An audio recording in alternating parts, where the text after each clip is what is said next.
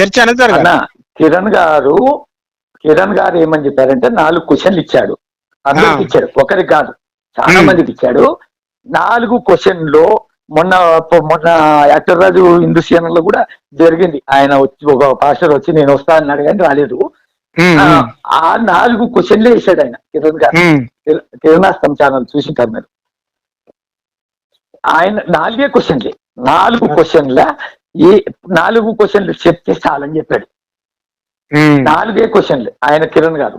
మీరు ఇవాళ ఇది రాధామోహన్ దాసు స్వామి 12 క్వశ్చన్లు 16 క్వశ్చన్లు అది విడిచిపెట్టండి, ఈ 4 క్వశ్చన్లు చెప్పండి. మీరు వస్తారా, నేను లైవ్ ఏర్పాటు చేస్తాను. నన్ను అంటున్నారా మీరు? నిన్నే అంటున్నా. నేను ఎట్లా వస్తాను బ్రదర్? నేను రాధా మనోహర్ గారు అసలు వాస్తవంగా ఇప్పుడు విడిచిపెట్టండి, ఆయనకు సిద్ధాంతం ఉంది, ఆయన తగ్గట్టు ఉండే వాళ్ళు ఉన్నారు, ఆయన లేరు అని చెప్పేస్తున్నారు. ఇప్పుడు మన దేశంలో ఆయన చెప్పేది ఏమిటిది? ఆయన దేశంలో ఆయన బైబుల్ మాత్రమే ఖండిస్తాడు, కానీ మనిషిని ఖండించడు. ఎందుకంటే మన వల్ల భారతీయులమే. ఇప్పుడు మనము నేను ఒక విషయం చెప్తాను. మనము ఇప్పుడు చర్చించుకున్నాము, ఇది డిబేట్ కంటే గొప్పగా ఉన్నది.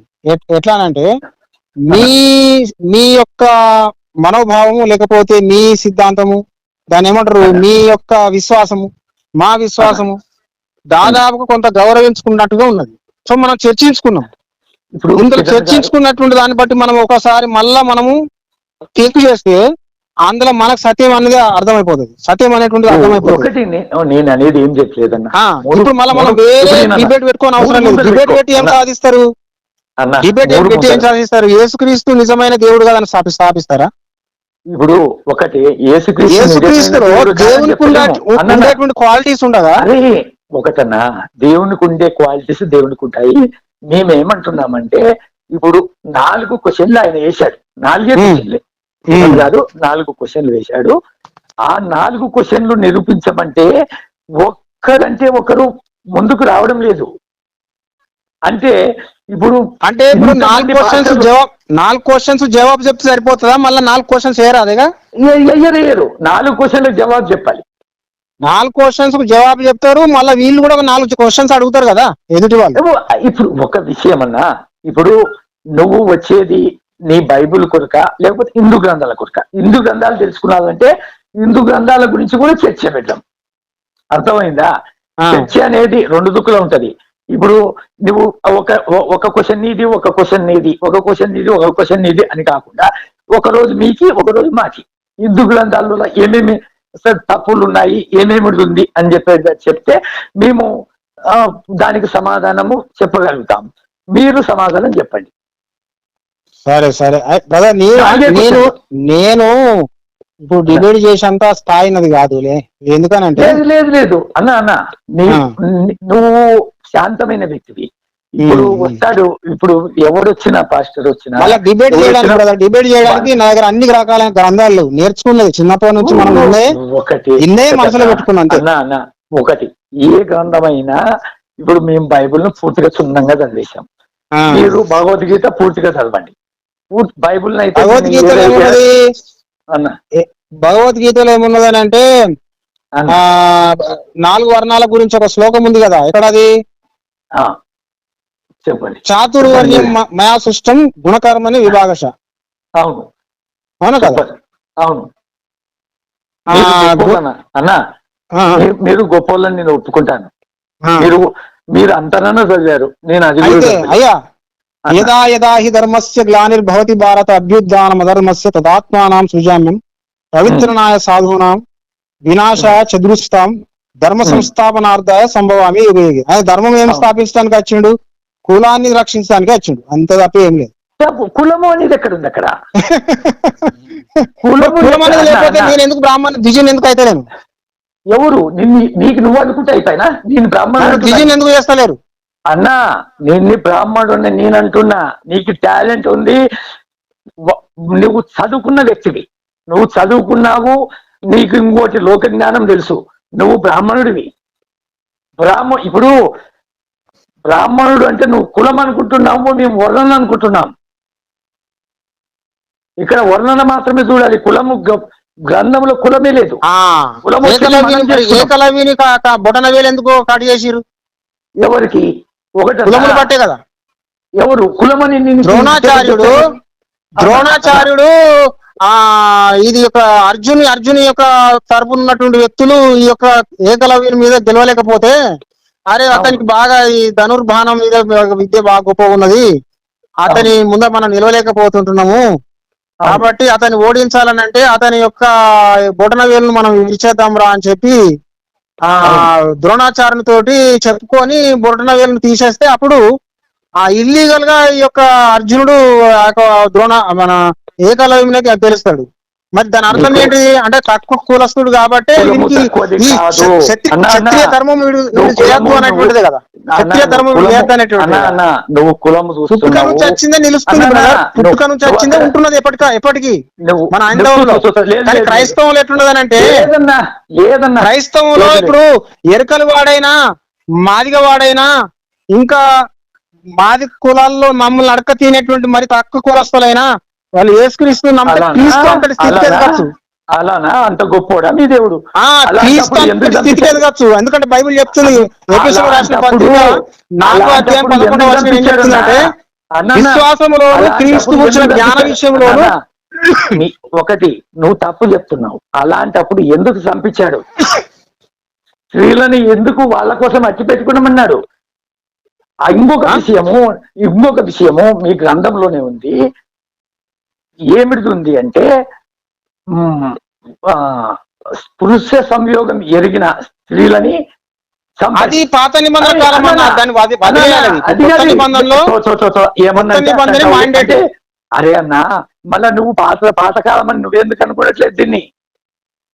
దీంట్లోనేమో క్వశ్చన్ వేస్తున్నావు, ఆన్సర్ చెప్పే లోపల ఆగడం లేదు. దాంట్లోనేమో క్వశ్చన్ వేస్తే పాత నిబంధన అన్నా పాతకాలం అంటావు.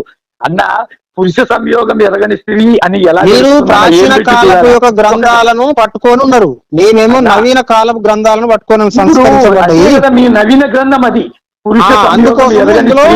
ఇందులో నీతి అనేది న్యాయం అనేది ఉన్నది. ఎక్కడుంది? తూ గలీజ్ అన్న. మీరు అనుకుంటున్నారు అన్న, లైవ్ లో అట్లా ఏం జరుగుతలేదు అన్న. నువ్వు అట్లా ఏం జరుగుతలేదు బ్రదర్. అన్న నువ్వు ఇప్పుడు మన దేశ రాష్ట్రపతి అయిన కానీ కూడా ఆమెను అది ఇక పార్లమెంట్ కు ఆమెను ఆహ్వానించలేదు, ఏది అయోధ్య మందిరానికి ప్రతిష్టకు ఆహ్వానించలేదు. అంతేకాకుండా అంతకు ముందు ఇంకొక ప్రధానమంత్రి ఉంటే అది రాష్ట్రపతి ఉంటే ఆయన ఆహ్వానించలేదు. అబద్ధాలు ఒక్క అన్ని అబద్ధాలను మీరు అనుకుంటున్నారు. మీరు సెర్చ్ చేయండి, అన్ని అబద్ధాలు నేను అన్ని చెప్పిస్తాను, అన్ని చూపిస్తాను. అన్న ఆయమ్మని అడగండి అన్న. పద్మనాభుని యొక్క ఆలయమునకు ఇందిరాగాంధీని ఆహ్వానించలేదు ముండరాలని. ఎవరు? ఒకటనా? స్త్రీలు రాయకూడదు కదా నా ప్లేస్ కి. అదే వచ్చింది బాధ. ఇంత ఇప్పుడు మీరు స్త్రీలు అన్నారు, మళ్ళా స్త్రీ బయట ఉంటే ఆమె లోపలికి పోతాను అన్నాడు. అయ్యప్ప స్వామి గుడికి మీ దాంట్లోనే రెండు రకాల అన్న. మా దాంట్లో లేదు. స్త్రీ అంటే చిన్న పిల్ల కూడా వస్తుంది కదన్న, చిన్న పిల్లలు పోవచ్చుగా. ఇప్పుడు దేవుడు కొందరు దేవుడు కాదు. అదే ఆయన బ్రహ్మ. అన్న ఆయన స్త్రీకి దూరంగా ఉండాలనుకున్నాడు కనుక ఆయన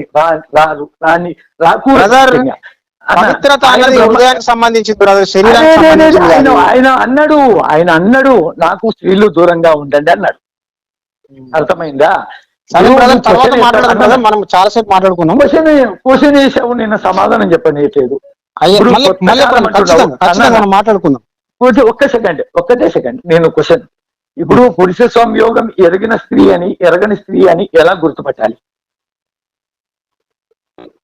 ఏమన్నా బ్లడ్ టెస్ట్ చేస్తారా? లేకపోతే మళ్ళీ లేడీస్ వాళ్ళని గుర్తించవచ్చు. ఎవరు గుర్తించాలి? వీళ్ళని చంపడానికి పంపించాడు వాళ్ళని. లేడీస్ గుర్తిస్తారు కదా. అంటే ఎలా చూసి గుర్తిస్తారా? గుర్తించారా? అంటే చీర ఎత్తి చూసి గుర్తించి ఆమె సంయోగం ఎరిగిందని చంపి సంయోగం ముందే చెప్పిన, మీరు పొలం అంతా చూసి కేవలం కలుపు మొక్కలే చూస్తున్నారు. ఇప్పుడు కలుపు మొక్కలు కాదు, మనం మంచి పొలం చూడాలి, పంట పండిన పొలం చూడాలి, పంటను తెచ్చుకోవడం ప్రయత్నం చేయాలి, కలుపు మొక్కలు నేరేసేయాలి. కలుపు మొక్కలను చూసి కలుపు మొక్కలు తెచ్చుకుంటానడం కాదు, కలుపు మొక్కలు నేరేసి పంటను తెచ్చుకోవాలి మనం. అన్న నీకే చెప్తాను, నీకే అందులో అప్పటి కాలంలో ఉన్నటువంటి ఆచారాలు ఏవైతే ఉన్నాయో అట్లా ఉండుగాక. కాకపోతే ఆచారాలు ఇప్పుడు పనిచేస్తలేవు, అవి పనిచేయి.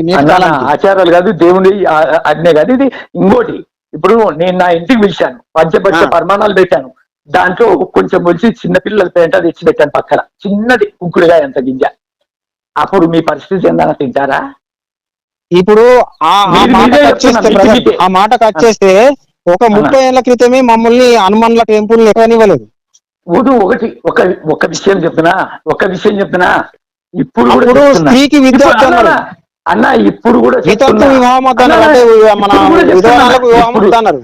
అది ఎవరు చెప్పిండ్రు? యువతరాలకు వివాహం చేయాలని భార్యను కూడా చేసిండు అన్న. అర్జునుడికి దుర్యోధను భార్యని ఇచ్చి పెళ్లి చేసిండ్రు. వితంతు అదానే. ఒకప్పుడు ఆచారం ఉండే, భార్య కూడా వేరే ఉండే, మనకు గిన్నె కూడా వేరే ఉండే. మీ దాంట్లో ఉంది. ఒకటి చెప్తున్నా చూడు, ఇప్పుడు కూడా చెప్తున్నా. అప్పుడు ఏమో జరిగింది అనుకుంటున్నావు, ఇప్పుడు కూడా చెప్తున్నా. ఆవు మాంసం తిని మీరు మా గుళ్ళేకి వస్తానంటే దయచేసి రావద్దండి. ఆవు మాంసం తిన్నట్టుగానే ఉన్నది కదా, వరుణ దేవుడు 1000 ఆవులను వధించి ముందు చేసినట్టు ఉన్నది. అన్న అబద్ధము మాటవద్దు. ఇప్పుడు లేడి కూర రామవారు తిన్నట్టున్నది. ఎక్కడ ఉంది కూర?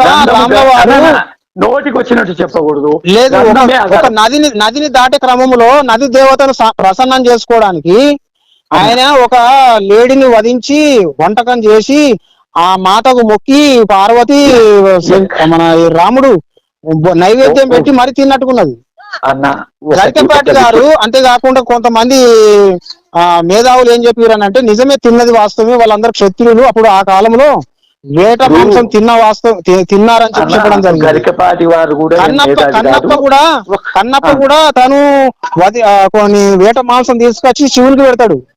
అవును, మరి పూర్వం నుంచి ఉన్నది, పశువు అద అన్నది పూర్వం నుంచి ఉన్నది, ఇప్పుడు కొత్తగా వచ్చింది కాదు. ఆయన భక్తి అది పశువు. మీరు ఇప్పుడు తినద్దని ఎట్లా అంటారు బ్రదర్? మీరు తినద్దని ఎట్లా అంటారు? అది విషయం అయితే తినద్దు అన్న. మేమేమంటున్నాము, ఆవు నేను తిన బ్రదర్, నాకు లేదు తినేది, కింద మాట దొరకదు, దీన్ని తింటలేను. కానీ రావద్దన్న మాట తప్పు బ్రదర్. అది వద్దన్న. ఇప్పుడు మీ దేవుడు శరీరమా ఆత్మనా? అన్న, మాకు ఆవు విశిష్ట దైవం. ఎట్లా కాదు, నిత్యం పూజిస్తాము. ఆవు మాంసం మనసు పవిత్రంగా ఉండాలి, ఆత్మ పవిత్రంగా ఉండాలి. కానీ ఏం తింటే ఏమున్నది బ్రదర్? ఇప్పుడు నైట్ తింటాం, తెల్లారి ఎరిగేస్తాం. వద్దొద్దు. ఏమి తింటే ఏమంటే మనిషిని తినన్నా, కుక్కని తిను. కుక్క కూర్చుంది. మనిషి ఉత్కృష్టమైన వ్యక్తి. కుక్క వేరు, మనిషి వేరు. అదే చెప్పింది క్రైస్తవం. మనిషిని కుక్క వేరు, మనిషి వేరు. క్రైస్తవం చెప్పింది వేరు. మీరేమనుకుంటారు? కుక్క దేవుడే, మనిషి దేవుడే అంటున్నారు. ఇప్పుడు ఆవును తిన్నోన్ని మనిషిని కట్టుతున్నారు. మనిషి రూపంలో శ్రీకృష్ణుడు పుట్టినాడు అంటున్నారు. మనిషి రూపంలో శ్రీకృష్ణుడు పుట్టినప్పుడు మానవుని చంపితే ఇంకెంత పెద్ద పాపం కదా. ఇప్పుడు ఒకటి, మానవుని చంపితే పాపం అని ఎవరు చెప్పారు? తప్పు చేసిన మానవుడు మానవుడు రాముని అవతారం పుట్టిండు, మానవుడు విష్ణు అవతారం పుట్టిండు, మానవుడు శ్రీకృష్ణుని అవతారం పుట్టిండు, మానవుడు శంకరుని అవతారం పుట్టిండు, బ్రహ్మ అవతారం పుట్టిండు. ఇవన్నీ మానవుని అవతారం పుట్టినప్పుడు మానవునికి ఎక్కువ వెలుగు ఉన్నదా, ఆవుకి ఎక్కువ వెలుగు ఉన్నదా? చెప్తాను. చెట్టు చాటు నుంచి కృష్ణుని ఎవరిని అరే వాలిని చంపిన దానికి అదే చెట్టు చాటు నుంచి కృష్ణుని చంపుతాడు. అది ఆయన శాపం. చంపారు శ్రీకృష్ణుని. వాళ్ళే మళ్ళీ మనిషి రూపంలో అయితే వాళ్ళు వచ్చి మళ్ళీ శ్రీకృష్ణుని చెట్టు చాటు నుంచి శ్రీకృష్ణుడు వాళ్ళు చంపుతాడు. అవును, శిక్ష అన్నమాట. అది శిక్ష కాదు, కర్మ. తప్పు. అందుకోసం కర్మను దాటని వాడు దేవుడు అవుతాడా? విధిని దాటని వాడు దేవుడు అవుతాడా? విధిని వంచిన వాడే, విధిని జయించిన వాడే దేవుడు. యేసుక్రీస్తు మరణమును గెలిచిన వాడు దేవుడు. మానవ జన్మ ఎత్తితే కర్మలు వస్తాయి. ఆయన దేవుడు, మానవుడిగా దేవుడు వచ్చిండు. ఆయన అందుకే అన్ని అవతారాలు, ఒక స్త్రీ అవతారంతో సహా ప్రతి అవతారంలో ఆయన మన బతుకు చూపించిండు. సరే సరే మరి చెప్తాను. నువ్వు తప్పు శ్రీకృష్ణ వారు అన్యాయంగా అన్న, నువ్వు అన్యాయంగా శ్రీకృష్ణ వారు తప్పు చేస్తే వాలి చంపితే చచ్చిపోయిన అన్నారు మీరు. మరి యేసుక్రీస్తు చంపినా కానీ కూడా తిరిగి లేచాడు కదా మీరు. ఎవరు? ఒకటి శ్రీకృష్ణుడు వాలి చంపితే చనిపోయాడు అని అన్నారు. మరి ఈ యేసు ప్రభువును చంపినా కానీ తిరిగి లేచాడు కదా మూడవ నాడు. ఇప్పుడు ఒక్కటి అన్నా, చంపి తిరిగి లేచిన వాళ్ళు చరిత్రలో చాలా మంది ఉన్నారు. వాళ్ళనల్లా దేవుడిగా నమ్ముతావా? దేవుడిగా సాయిబాబా అనే వ్యక్తి ఉన్నాడు, ఆయన అయ్యా ఒక్క క్వాలిటీ కాదు, ఒక కేవలం మరణం నుంచి లేచిన వాడే దేవుడు కాడు, కానీ ఇంకా అనేక క్వాలిటీస్ ఉంటాయి. కామం, క్రోధం, మోహం, మదం, ఆశ్చర్యములు లేనటువంటి వాడే దేవుడు. ఇప్పుడు కోపం ఉంది ఆయనకు. నువ్వు కోపం లేకపోతే నన్ను నమ్మని వాళ్ళని నా వద్దకు తీసుకొచ్చి సంహరించుడని ఎందుకు చెప్తాడు? పాపం మీద కోపం, అది చెడు మీద కోపం. ఆయన మనిషి మీద, ఆయన ఒకరిని నష్టపెట్టేటువంటి కోపం కాదు. ఈ పాపం మీద కోపం అంటున్నావు, ఆడ తీసుకొచ్చి ఇప్పుడు సత్యం చెర ధర్మం వద అని అంటారు. ఏంటిదని అర్థం? అది సత్యం చెర ధర్మం వద అంటే దాని అర్థం ఏంటిది? హిందూ గ్రంథం లేదు చెప్తావు మళ్ళీ. మాకు అర్థం కావడానికి మీరు దానికి అర్థం చెప్పండి, నాకు తెలియదు ప్లీజ్. సత్యము వద ధర్మం చెర. సత్యం వద, సత్యాన్ని చంపిండు. సత్యము కోసం పోరాటం చేసినప్పుడు వధించినట్టే ఉంటది అది. అయితే ధర్మం కోసం మనం వెళ్ళినప్పుడు ఏమైపోతుంది? మనమందరం కూడా చెరలోనికి వెళ్ళినట్టు ఉంటది పరిస్థితి. బైబుల్ కంటే హిందూ గ్రంథాలు బాగా చదివావు. గట్ల కాదు బ్రదర్. ధర్మం కోసం ధర్మరాజు ఏం చేసిండు? ధర్మం కోసం ధర్మరాజా తన భార్యను కూడా తాకట్టు పెట్టేసిండు. యేసుక్రీస్తు తన జీవితాన్ని తాకట్టు పెట్టేసిండు. మరి అట్లాంటి అప్పుడు ఆయన హాని చేస్తాడు. మాకు ధర్మరాజు దేవుడు కాదు ఉన్నది. ధర్మ సంస్థాపన గురించి బైబిల్ ఉన్నది బ్రదర్. ధర్మ సంస్థాపన గురించి బైబిల్లో కూడా ఉన్నది అన్న. ధర్మరాజు దేవుడు కాదు, కర్ణుడు దేవుడు కాదు, వీళ్ళల్లో దేవుళ్ళు కాదు.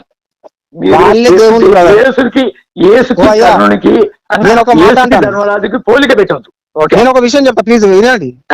ఇప్పుడు శ్రీకృష్ణుని పూజించేటువంటి పూజారులు, గురువులు, మంచి మంచి మహర్షులు ఉన్నారు చూడు, వాళ్ళే దేవుళ్ళు. అసలు ఈ శ్రీకృష్ణుడే కాదు. ఈ దేవతలు దశావతారాలు ఉన్నటువంటి ఏ దేవుడు కానే కాదు. ఎందుకనంటే వీళ్ళ దగ్గర ఉన్నటువంటి సత్ప్రవర్తన, సంస్కారము దేవుళ్ళలో లేదు. నేను బాగా పరిశీలన చేసిన.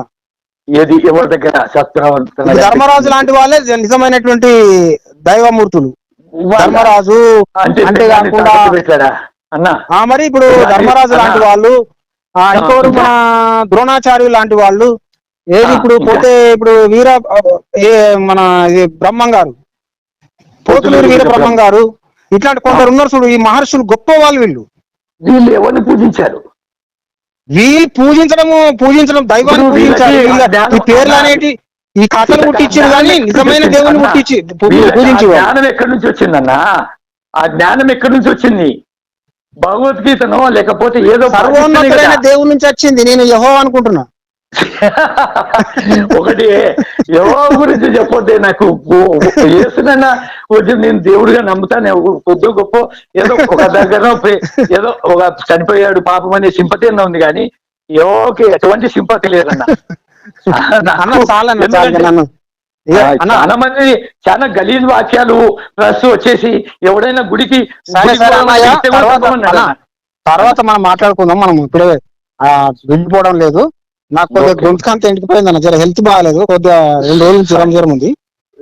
తర్వాత మనం ఎప్పుడైనా మాట్లాడదాం. డిబేట్ కి రాండి అన్న ఎప్పుడన్నా. డిబేట్ కి ఇప్పుడు ఇంత తొందరగానే వచ్చేస్తాం. మీకు తెలిసిన పాస్టర్ ఎవరైనా సరే. సరే సరే బ్రదర్, నేను అవసరం పడితే మీకు ఫోన్ కాంటాక్ట్ కల్పిస్తా. ఓకేనా? సూపర్ సూపర్ అన్న, సూపర్. మంచి చాలు. Okay okay brother, thank you.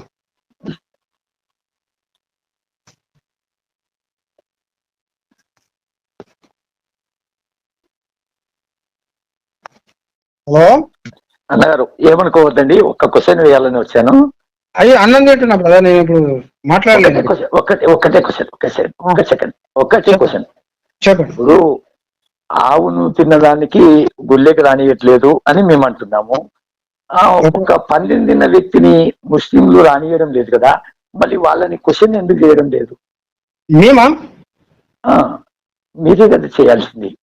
ఇప్పుడు వాళ్ళు కూడా అంటరాని వాళ్ళుగా, ఇప్పుడు అంటరాని వాళ్ళుగా వాళ్ళు చూస్తున్నారుగా, మసీదులకి ఎందుకు రానియట్లేదు బ్రదర్.